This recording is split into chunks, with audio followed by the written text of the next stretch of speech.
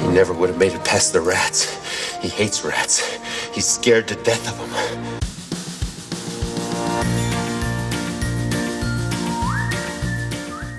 Hi there, and welcome to Baseball by Design. I am SportsLogos.net minor league baseball correspondent Paul Caputo, broadcasting live, as always, from the Sunday Helmet Hall of Fame in my basement in Fort Collins, Colorado.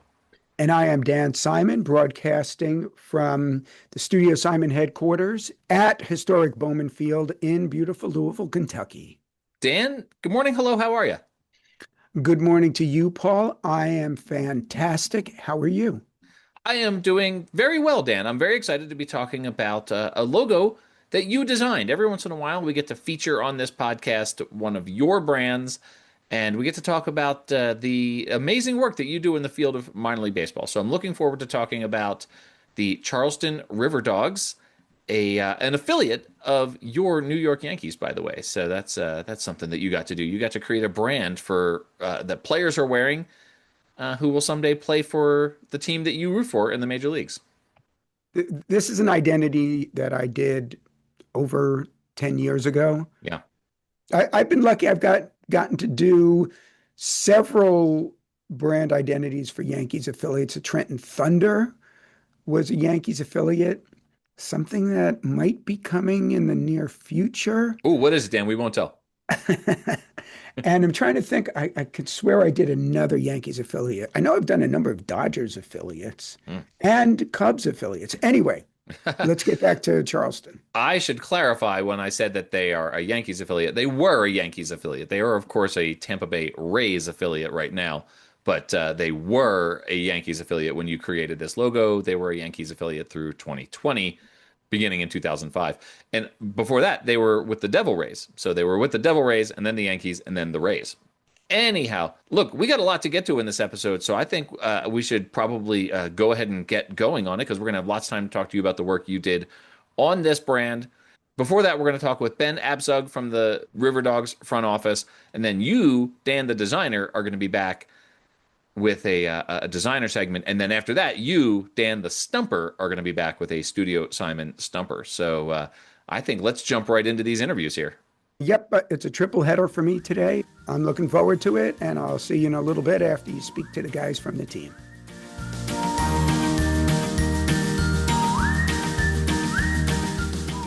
All right, everyone, welcome to the podcast. Ben Abzug, who is the Senior Vice President with the Charleston RiverDogs, been with the team since 2013. Ben, good morning. Hello, how you doing? Good morning. It's good. It's we're a home week of baseball. The heat of summer's finally here, so it's baseball season through and through. We are chatting about this just a day or two after the summer solstice. So yeah, we are into the official, should we say, dog days of summer, Ben? Yeah, well, if you've spent much time in Charleston, the dog days start in about May and go till September. So we've got many dog days, but we're in them, yes. Yeah. So, well, every day is a dog day with the Charleston RiverDogs. At least that's been the case since 1996. This team has had the nickname RiverDogs, a couple of different iterations of logos along the way. Given that you have not been with the team for all 30 of those years, why is this team called the RiverDogs? I'm going to save question two. Question two is, what is a river dog? But I'm going to start with, why is the team called the RiverDogs? Well, I think I will answer question two with my answer to question one here. And you're right, I was not here, so I have to put out the disclaimer that everything I'm about to tell you is third-party story handed down from person to person. So, could be true, could be totally false. But the story goes that our ownership group bought the team about a month before the biggest natural disaster in Charleston history, which was Hurricane Hugo, huge economic damage in 1989. And our owners, led by Marv Goldklang, had their eyes on building a new ballpark in Charleston. And so from the time they bought the team, by 1994, they had an agreement in place to build a new ballpark in Charleston. And with that, they felt strongly that they needed a new brand. I wouldn't say there was a long-standing historical name in Charleston. If you look through the history of who we were, we had been the Rainbows previously, right? Very intimidating, but of course named after Rainbow Row, one of Charleston's historic landmarks, a row of row houses that are multicolored. So we were the Rainbows, but had for much of the history been Major League affiliate names, switching every 3 to 4 to 5 years. My favorite part of the history, and you didn't ask me this, but my favorite part of the history is in 1921, the team was the Charleston Palmettos, palmetto being the state tree in Charleston. And then in 1922, or maybe I have the year 1 or 2 off, but in 1922, someone decided that was too much of a mouthful, and the official name got changed from the Palmettos to the Pals. So they were the Pals for a few years. But anyway, so it had been the Rainbows. And so the owners at the time and the management team decided to put out a name the team contest through the local newspaper, as one does, and took hundreds and hundreds and hundreds of names. Yeah. I believe the official story is that RiverDogs was in fact legitimately a community member suggestion. It's nebulous to me whether or not the voting was actually true or not, that one actually won out. Someone, I think, on the management team might have made the final decision after feigning some public-facing vote. But I do think that they got the name RiverDog from a fan submission. Ben, how dare you? How dare you intimate that not every single fan vote for every single minor league baseball team name is totally on the up and up? How dare you? Your podcast listeners have probably never heard that before. However it happened. So what is a RiverDog? Yeah. And I will say, I think in a lot of ways, and obviously way predates me, so I take no credit, but in a lot of ways, RiverDogs were sort of on the front end of what is now the common trend of like sticking 2 words together, having a capital letter in the middle. And, you see that everywhere now, jumbo shrimp, across the board, right? Yeah. And so this is sort of on the front end of goofy nicknames. Now, obviously, the Trash Pandas of the world and everybody else have taken it to the nth degree. Yeah. But at the time, I think there was a lot of like, what the hell's a RiverDog, right? That's not a real thing. Because more commonly back in the 90s, you had a lot of major league team names. You had your sort of bland high school mascot names, and not as much of that variety. But anyway, so RiverDogs, what is a RiverDog? Nobody really knows, but the story goes that Charleston, old city, right, built in the 1700s. We're on a marsh, land is sinking. It's interesting topography, and the rich people who lived downtown in the area of Charleston known as South of Broad had these beautiful, beautiful manors built in the 17 and 1800s. And they were wonderful, except for one problem. They ran on city sewers, which had some friends running around in them quite commonly. And so the word on the street is for the woman of the household who, couldn't possibly cop to the fact that there might be a rat running around her house coming out of the sewer, was she'd see something pop out of the sink and say, "Oh, there's our little RiverDog popping up from the river again." And so a RiverDog was this euphemism for a rat that found its way into your house through the pipes, in the same way that also in Charleston we call cockroaches palmetto bugs, and all the southern phrases that you can think of, or way of keeping our dignity and our classiness even when we've got a rat running around our kitchen. So the name RiverDog was apparently a long-standing euphemism for a rat running in your house, and your little pet that joins your household for however long he decides to search around for cheese.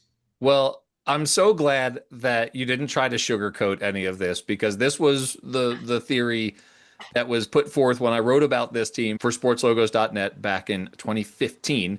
Yeah, you may have more first-party information than I do. I probably heard from the same sources you did.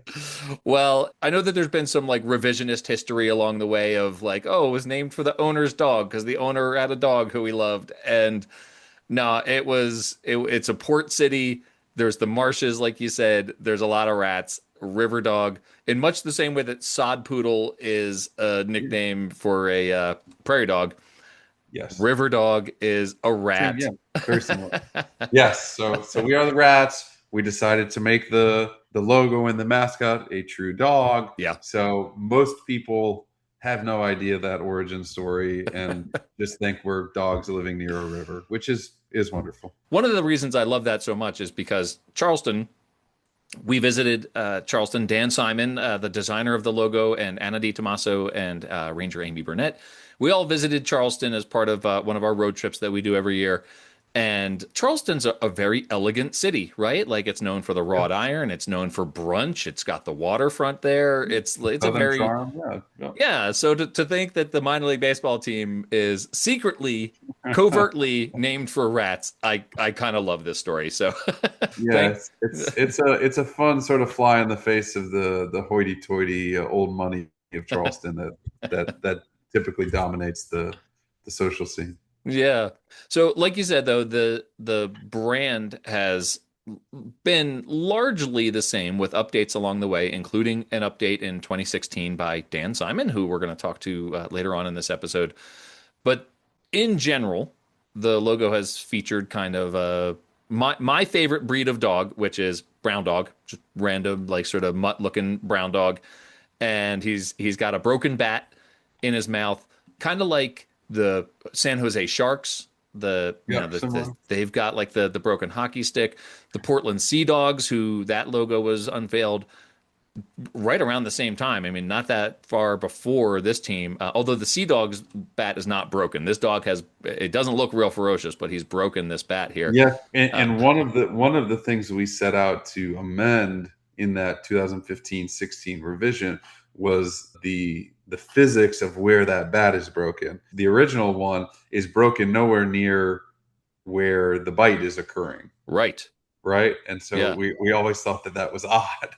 And so when we redesigned the logo, it was sort of replacing where the break happens. Yeah. Yeah, that makes a lot of sense. Let's talk about that update though. The two there were sort of two iterations. The second iteration in 2011 was really just sort of a color update. The physics was left intact, but it was just sort of a lighter blue went to a darker blue, but the dog was basically the same. In this 2016 revision, the dog is updated, but very clearly still the same dog. It's an illustration of the same dog. And then there's some additional elements. And then, of course, the type has been changed quite a bit. And so Dan and I will get into the sort of specifics of that. The first question I have is about that dog. Like, who is that character? Why was it important to sort of maintain that dog when you updated the brand? Yeah, good question. I mean, the mascot is Charlie the River Dog, Charlie T. River Dog, which I always think is funny that someone thought it was funny to make his middle initial T that stands for the. And so what does T stand for? So he's been part of the brand since, I think, from the onset of the RiverDogs brand. Initially, I know you know this, but initially the color scheme was actually purple and teal. And that was, we had a proprietary ice cream flavor at the ballpark that was called RiverDogs Ripple. Wow. That was purple and teal, which got discontinued after I think some of the dyes were deemed a little harsh for human consumption. But for the first many years we were purple and teal, and then it went to sort of a darker navy and gold. And to your point, in 2011, updated the colors a bit, and then 2016 was the more significant rebrand. And I think the mascot. Candidly, I don't know the origins of who decided that the original dog is that color and looks like that. I don't believe, to my knowledge, it was based on a living dog or any other character. But I think, to your point, just sort of generic brown dog. And it's obviously become a huge part of our brand, and with the mascot out in the community and everything else, just thought it was really important to keep that being front and center in our brand, even when we did the more significant rebrand in 2016. So that 2016 rebrand has an element that I really love, and I've already mentioned the wrought iron that you see all throughout Charleston. So I guess that was a big spoiler that I should have kept to myself. But you're right, and intentional, right? It was, I think, historically, you look at the RiverDogs logo pre-2016, and there's nothing that ties it to our community and ties it to our city or region.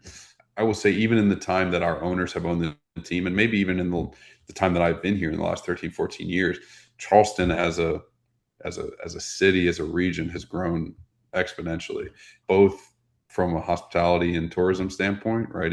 It's been named #1 U.S. city by Condé Nast and everybody else a handful of times over the last 15 years as the food and the hotels and the beach and all that stuff. It's just Yeah. become more well known around the country. And then also we've seen more impactful to our business, candidly. We've seen a real growth in major employers, largely in the manufacturing space.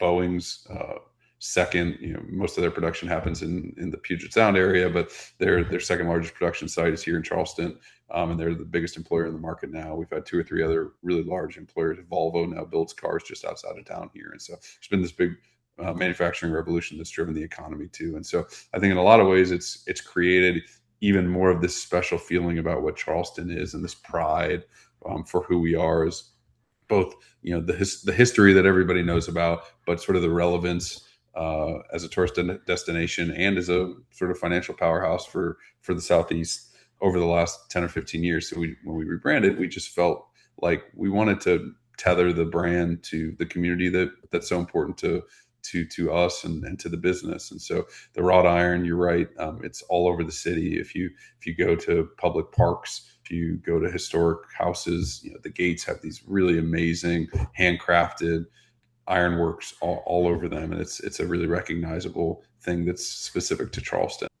One of the other elements of this rebrand, there was a whole suite of sort of alternate marks centered around the phrase "Holy City."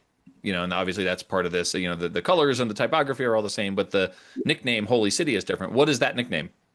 Yeah, Holy City has been a moniker for Charleston for a long time, and I'm going to be throwing out a couple facts that I've heard on tours over the years in Charleston, which may or may not be true, but this one I do know is true. The building code in Charleston, which is very unique, the building code in Charleston says that no building can be built higher than the tallest church steeple downtown.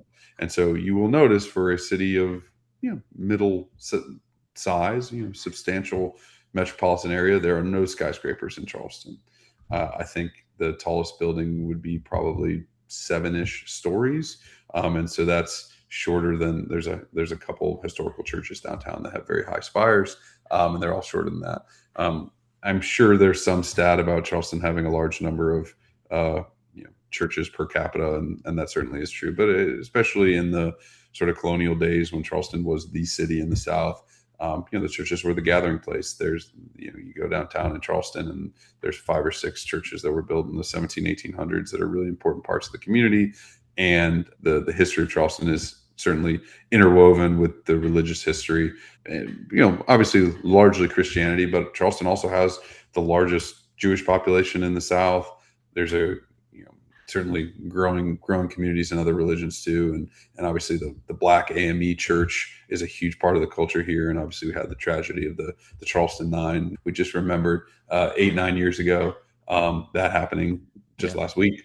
And so, the church, we're in the Bible Belt, you're in the South. It's no surprise, but obviously it's a central part of the community. And Charleston has been known as the Holy City since that time. And for us, with our brand, having the Holy City brand has been a big win for us to, again, connect back to the community. It's allowed us to do the first couple of years. We did some promotional elements where every Sunday were Holy City nights, and we were able to outreach to churches and religious organizations and make the ballpark a really welcoming place across the board, which has been wonderful. We used that Holy City phrase during COVID.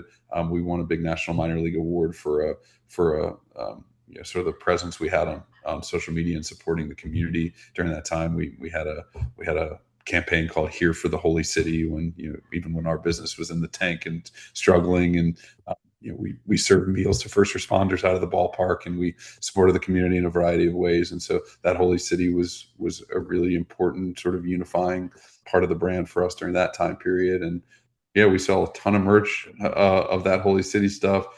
We only put up a little bit of a fight when the Spartanburg team wanted to steal HC. But it's good. It's been a fun extension of our brand that we're still using really heavily. Yeah. In Philadelphia, where I grew up, there was and continues to be a statue of William Penn on top of City Hall. And for a long time, there was a statute that you could not build a building taller than the William Penn statue. And that was ultimately violated. They made provisions for, I think it was the Comcast Center when that went up. And then there was a long championship drought in Philadelphia, and they blamed it on the curse Oh, there of you Billy go. Penn. So hopefully they'll stick to that statute of not building a building taller than the highest Yeah, church steeples. for better or worse, Charleston, I think mostly for better. I mean, Charleston has been very staunch at sort of protecting this historical colonial southern feel of a city. You walk downtown and the houses are the Charleston style houses with the shutters and the hurricane windows, and it's very recognizable to Charleston. I think that's a really important part of the brand, and those who are making those sorts of decisions are really keyed into that. So it can be a frustration when you can't put a sign up at the ballpark that you want to that's external facing, but I think overall, obviously, helps to create the brand of what this community is, which benefits us all. I don't know about the highest percentage of churches per capita, but Charleston definitely has the highest percentage of brunch restaurants per capita. There's no doubt about that. The mimosas are flowing on the weekend mornings. I can only imagine that someday that's going to turn into an alternate identity for the RiverDogs. It has been on the list on several occasions. Speaking of alternate identities, I want to touch on just some fun promotions that you guys have done over the years. That minor league baseball is the best. Brings a chuckle, and then there's one quite touching one that you guys have done. But back in 2017, you celebrated 175 seasons in dog years. I thought that was hilarious. That was a very funny one. Yeah. It was 25 years of River Dogs, and it didn't seem right to just celebrate 25 years of River Dogs. So we applied the multiplier, and there it was. It was dog years. So yeah, that was fun. Another one that made me laugh just because it just seems so random and has no connection to Charleston whatsoever. But the moops from the typo. Yeah, I think this from talking, from being engaged in the minor league community for a long time. All the best ideas are stolen, right? And so I think what separated us, and when I got to Charleston 12, 13 years ago, I knew of the River Dogs being promotional leaders and being creative, and what I've learned is comes from ownership top down, giving us the flexibility and the room to make stupid decisions and try different things that sometimes work and sometimes don't. And also there's a collaboration piece, right? I don't think every team's doing this, but we sit down every week in the off season, and every single person on our staff, from the groundskeeper to the food and beverage team, is sitting in the room trying to throw stupid ideas off the wall and see what fits. And then the other thing that I think has led to the relative success promotionally here has been, we've sort of perfected the craft of stealing and giving our own little tweaks, right? So this is an example of that. I think at the time, everybody rolled their eyes when the Brooklyn Cyclones won best promotional night, 2 years in a row or something, for doing Seinfeld night, because they've got all the, they're in Brooklyn, right? And they got the actors to come out, and none of us were ever going to get to do that, right? But Yeah. we could still do some sort of twist on Seinfeld. And so we did that with Moops Night, which of course is the famous episode, where the Trivial Pursuit episode, where there's a misprint on the card, or it's supposed to be the Moors, but it's the Moops. Sorry, no, it's the Moops. Yeah. And so that was just a fun thing. And it's funny, this too, is some of the best promotions that we've done in my time here, or even predating my time here, don't do anything for the business. And that's an example of it. I don't remember that driving people to the ballpark. I don't remember getting a ton of buzz for it at the time. But what we always tell our staff is, it's about building the brand, right? Sometimes you hit a huge promotion that fills the ballpark, that gets us national media attention. And we've had a handful of those, right? Some for better and some not so much. But, the other times we're just building fun things, so that when on a random Saturday night someone comes to the ballpark and they leave the ballpark and tell their friends, "Yeah, the River Dogs did this really stupid thing. Isn't that hilarious?" and just over time, it sort of builds the foundation for who we want the brand to be and what we want people to think about us. So that's an example of one that, if I'm sitting here on a podcast with you, and I'm preparing for the 10 promotions that I think you're going to ask me about in the history of the River Dogs, that's not anywhere near Moops wasn't on the list. But it is a fun thing, and it's something that we point to and say, here are all these crazy things we did. I'll bring up two more One was I was running with my friend Chris this morning, and I was talking about the River Dogs because I, have obviously had this conversation coming up. And he said, "Oh yeah," he said, "I went to a game once, and there was a bunch of dogs there, and they had the van from Dumb and Dumber." And Right, that was pretty recently. Yeah. I said I wrote about that for sportslogos.net. Yeah, that was a great promotion. You guys had it's Dumb and Dumber night there, and that Yeah, the van. that one I think was like that kind of fell on our plate. Somebody regionally, I don't think it was in Charleston, but somewhere in the region had like recreated this Dumb and Dumber van, Mhm. and just I don't remember. I think it might have been like a dog washing business or something out of a van. I don't know. You might know more than I don't remember. But we just like sort of found this. We're like, man, that would be kind of funny if we just brought that to the ballpark. Dressed someone up in a blue and an orange suit and called it whatever we're going to call it to not trample on Dumb and Dumber's IP. Right. Well, pretty hilarious that my buddy Chris was there for that There night. you go. So as I was preparing for this conversation, I found that link and I shot it over to him. I'm like, oh my gosh. Well, and that's the thing. And this, like, that's what sticks with people. I mean, Yeah. those goofy promotions, again, whether they're a huge hit or not, whether they drive anything significant for our bottom line as a business or not, like, that's what people talk about. When I go out and I'm wearing my RiverDog shirt at the grocery store, people aren't, asking me, what our attendance numbers are this year. They're saying, "Oh, I remember when you guys locked everybody out of the ballpark and it was nobody night," or "Didn't you guys do a vasectomy promotion once?" So, like those are the things that people stick with people, and those memories, and that's what we're trying to create. And I think over time, again, most of those things predating my time, Sure. Has been a huge part of the success of the brand here in Charleston. Yeah. Well, the last one I want to ask you about was one that you were all very intentional about, and another logo created by Dan Simon here when you played as the Boiled Peanuts as a tribute to Tony the Peanut Man, who passed away in 2016 after many years as a vendor there, and that's a touching story, but also a really fun brand. Yeah, it was. We never dove into the regional food specialties alternate identity at that point. And, we had a running list of, shrimp and grits and mimosas and okra and everything else that was Charleston themed. And boiled peanuts was on that list. Boiled peanuts, I can't stand.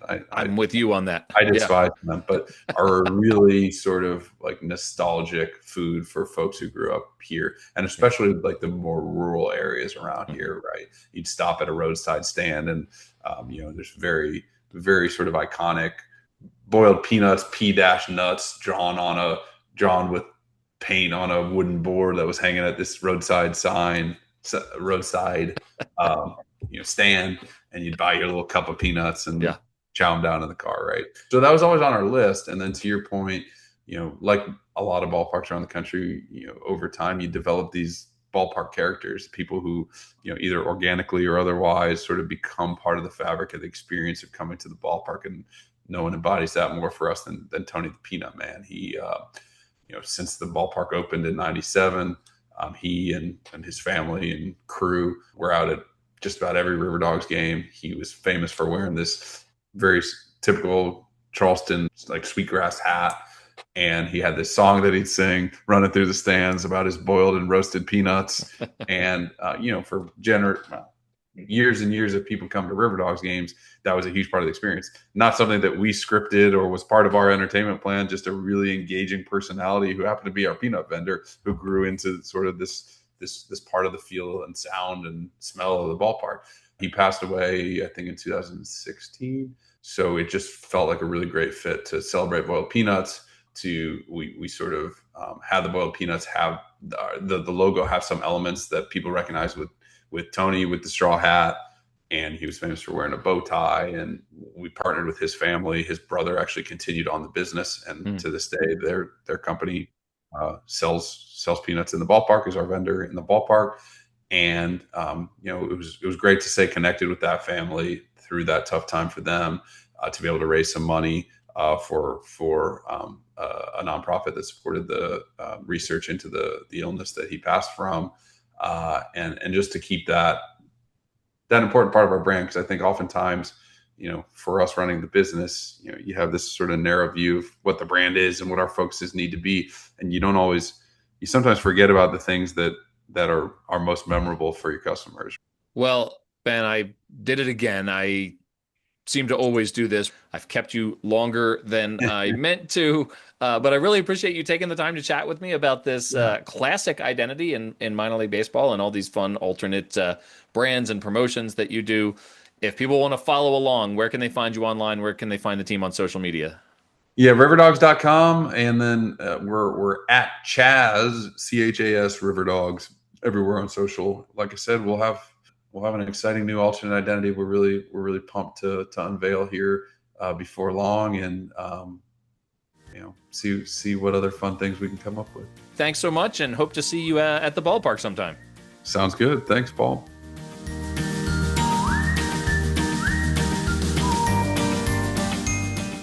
All right, now batting for Baseball by Design, batting second for the third time today. I don't know, this doesn't, I was trying to do something down with the triple header theme, but it doesn't work the same with at-bats. You wouldn't be in the lineup 3 straight times. So anyhow, Dan Simon, the designer of the prolific design firm Studio Simon, is here to talk about the work that he did on this Charleston RiverDogs brand. Dan, as we just discussed with Ben, this is a brand that has been around since 1996, and it has largely stayed intact. You were charged with modernizing, updating, fixing? Is it fair to say fixing? I think that's a perfectly fair way to praise it. It was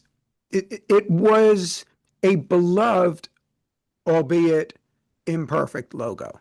And I've done this a number of times with clubs where we had something that the fans loved, but really could benefit from some love. So, let's put it that way. It was love. One of the things that Ben mentioned that you point out in the, what you presented to the team was that the bat was broken in the wrong place for this dog to be biting down on it. You seem to have an eye for noticing immediately imperfections in logos. Is that something that everybody noticed and people sort of talked about when they saw that? They're like, wow, that bat's broken in the wrong place. Or do you think that that is specific to your sharp eye as a designer, that's something that you would notice? I think I can say with, if not 100% certainty, 99% certainty, nobody else noticed that. The bat in the logo is bent at an angle. And if it's bent like that, it means it broke. But the most chewed part of the bat is not, in the original logo, is not where the bat is bending. So it doesn't make any sense that the bat's bending there. And so what I ended up doing was, and we're really talking about minutia here, I made it look like he bit through the bat instead of this weird bat that he was given. What I ended up doing to that logo is it's filled with these little changes I made. I sent Paul, listeners, I sent Paul a PDF that shows the breakdown of all the changes I made. And there are 9 things I addressed in that logo. But I can also guarantee you with 99% certainty, if not in this case 100% certainty, unless you are looking at these logos side by side, you would not know there was any change made to the logo. And that was the intent. I think in addition to those sort of, it's like one of those puzzles where you put 2 images side by side and it's like, point out the differences. I think that those are important, and those are interesting to talk about from a design perspective, right? Like, what are the details? How minute are the differences between an average logo or a dated logo and one that feels contemporary and up to date and professional? I do want to pull back a little bit and sort of ask the larger question of how do you go about refining a logo while maintaining this feeling that it's still essentially the same identity? Like they're very obviously different visually in distinct ways, but it feels like definitely part of the same, like it's definitely the same logo, just that's been updated. When I look at the original logo. It was drawn. It feels hand drawn. Mm-hmm. Whereas my version of it is there's a designer out there named Von Glieschke. I don't know if I'm pronouncing his name correctly, who refers to what he does as designistration or something like that. Hmm. And so I'm going to borrow that from him, even if I've gotten it wrong. It's designed illustration or illustrated design. I think designistration is a great term because I often will have that conversation about the difference between a logo and an illustration, right? Like there are certain things that make a logo, and you can have a really terrific illustration that's not a logo, right? Like that there are problems with the stroke width, that it's not going to replicate well digitally and through embroidery or through printing or whatever, right? Like so there are technical considerations in logo design that I think don't necessarily exist in just pure illustration. So this phrase designistration, I think that that's a really clever term, and I can't believe that we're 240 something episodes into Baseball by Design, and that's the first time I've heard that. I think that's a very cool concept, and I appreciate it for sure.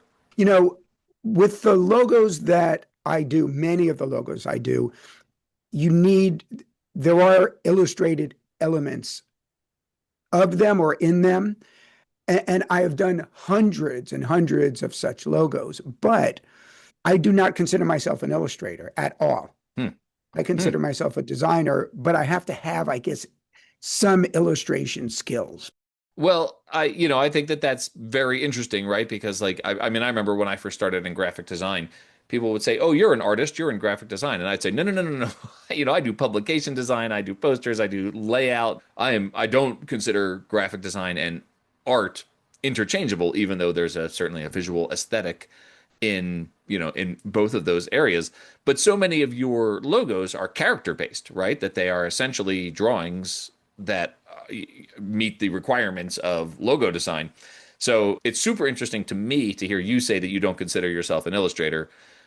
I do want to say, you sent me this PDF that outlines, what you presented to the team. All of that was correcting that you were doing on their one existing brand.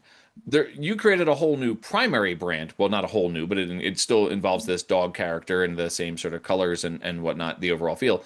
But it introduced some new elements that Ben and I talked about. We talked about the wrought iron, and then there was the Holy City. So you took their one mark that they had and you corrected it, and then you expanded the brand. How important a part of this update was expanding the brand in addition to the corrections you made on that one logo?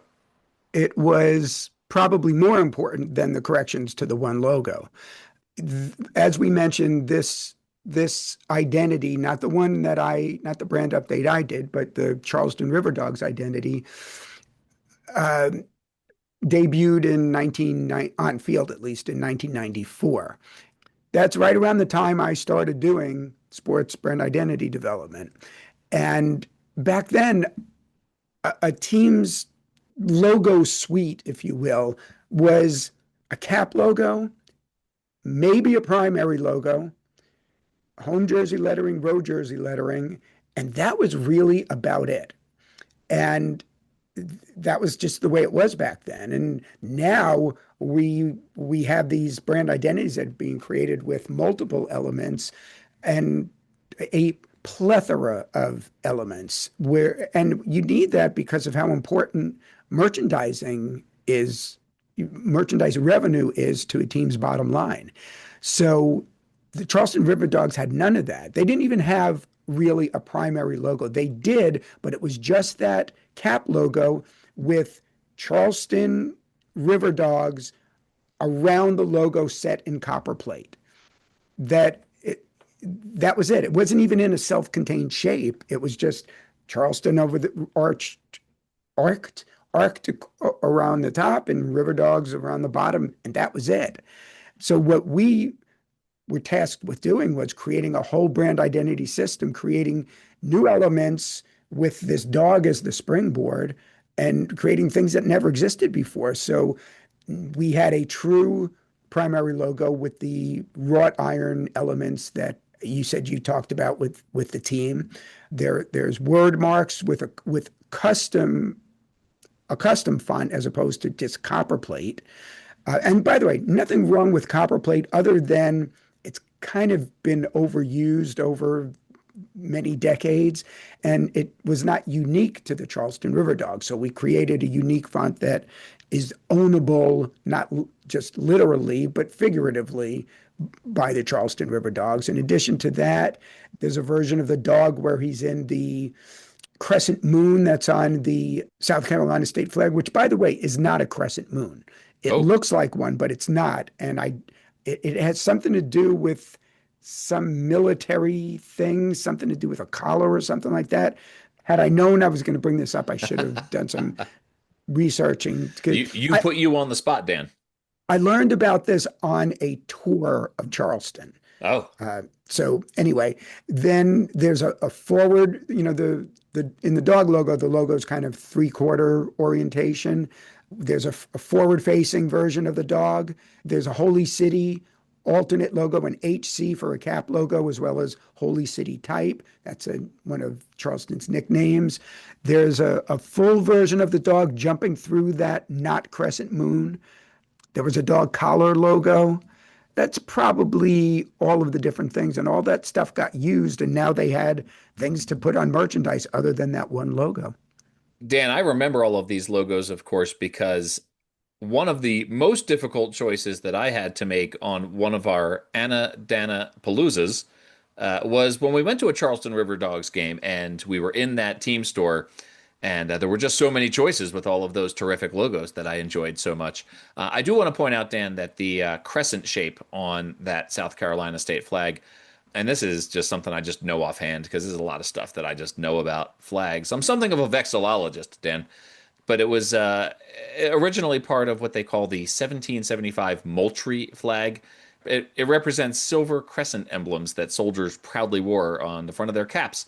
And you'll be interested to know, Dan, that some historians also identify this shape as a gorget or gorget, a piece of crescent-shaped throat armor worn by officers at the time. So there you go. That's when I mentioned like a collar kind of thing. That's what was talked about on this. It was a walking tour of the city of Charleston.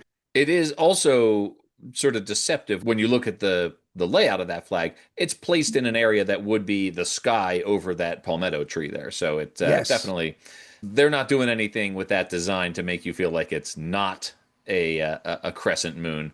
Dan, there's so much more that we could talk about with the work that you've done for this team. I want to just touch on it quickly because we've got a stumper to get to.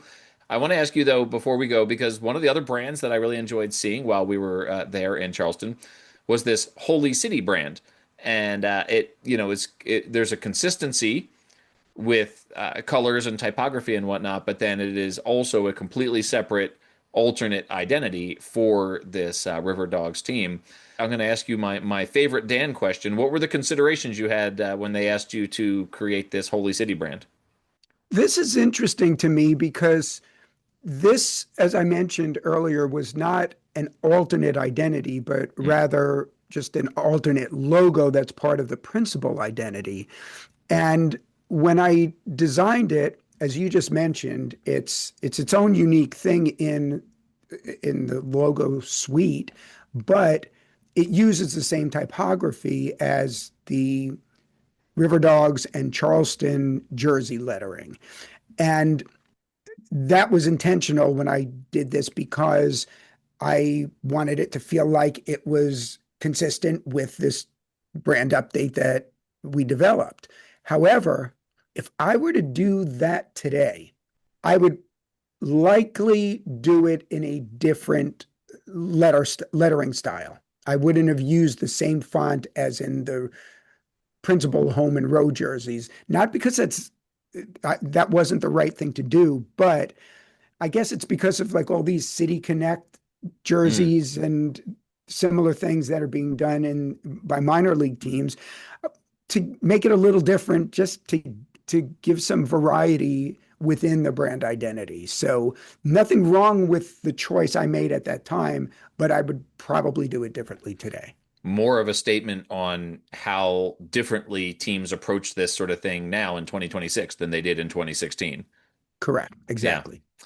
The other thing, Dan, that I wanted to ask you about, just because it's, this is not an episode about the boiled peanuts, but this logo that you created for that alternate identity that they did in honor of a longtime vendor with the team.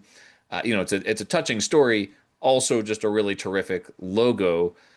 When you went into creating that boiled peanuts logo that was a tribute to this one individual, how much did you think about the one individual, and how much did you think about creating just sort of a larger boiled peanuts identity? Well, full disclosure, when they first came to me to do the boiled peanuts alternate identity, they just told me they wanted to do a boiled peanuts alternate identity. And they didn't mention Tony the Peanut Man, Anthony Wright, this longtime peanut vendor. And so when in my first round presentation, I had this peanut in this pot of boiling water. And because this is for a baseball team, he's wearing a baseball cap. And they said that's when Tony the Peanut Man, Anthony Wright, that's when he came up. And they said, we had this longtime peanut vendor. He just recently passed away, and we want to take this identity and use it as an homage to him. And he wore very distinctive headwear. Specifically, it looks just like a straw hat, but it had no top to it. So if you see a picture of him, and if you go online and Google Tony the Peanut Man, it'll come up right away. You could see him wearing this hat. I had never seen a hat like that. And in the logo, it memorializes, recognizes Tony, the beloved Tony the Peanut Man with that hat. Well, it's a terrific logo, and it's funny for me because I mean, obviously that is a touching story, and Ben and I chatted about that a little bit, but I don't care for boiled peanuts. I actually find them repellent, but I would still get this logo on a hat.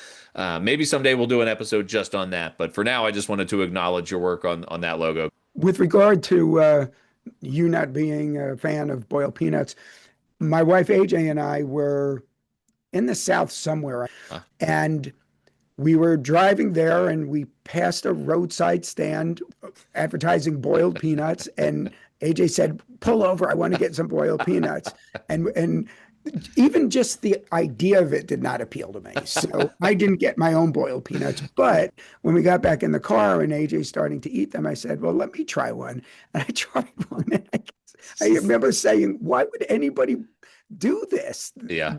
For me, I'm sorry for being blasphemous, especially for somebody, to all you Southerners, and being the person that developed this boiled peanuts identity. Well, we are 3 for 3 of people on this episode who are not fans of boiled peanuts yet. So I think you're not alone. No need to apologize. Dan, this is a fun, larger brand. The whole RiverDogs identity is a lot of fun. It was fun going to a RiverDogs game with you. You always get embarrassed when I point out to people when we're in a game like that, when I say, like, this is the guy who designed the logo you're wearing.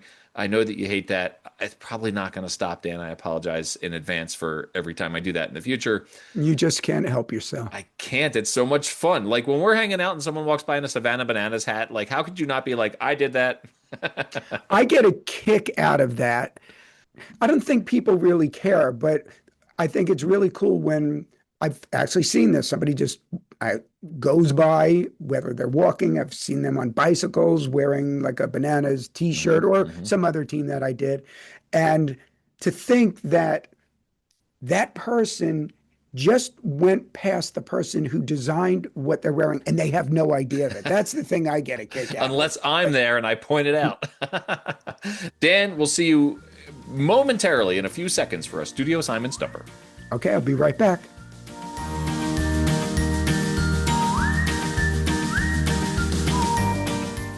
All right, everyone, welcome back for his third at-bat of the day. Dan Simon, third time through the lineup. It's time for Studio Simon Stumper. I think I finally nailed the metaphor there, Dan. I finally got it there. Welcome back, Dan. We got a Studio Simon Stumper related to dogs, I love, by the way, we didn't even talk about this in the previous segment, but that the dog, the river dog, is actually just a word for a rat, which I think is pretty funny. But that obviously is not reflected in the visual work that you did. But hey, maybe there's like a Staten Island pizza rats question coming. No, there is not. Oh We well. talked about this identity debuted on field in 1994. With that being said, our studio Simon Stumper today asks, what was Charleston's minor league baseball team called before they changed their name to the River Dogs? Was it Gulls? Was it Rainbows? Or was it Palmettos?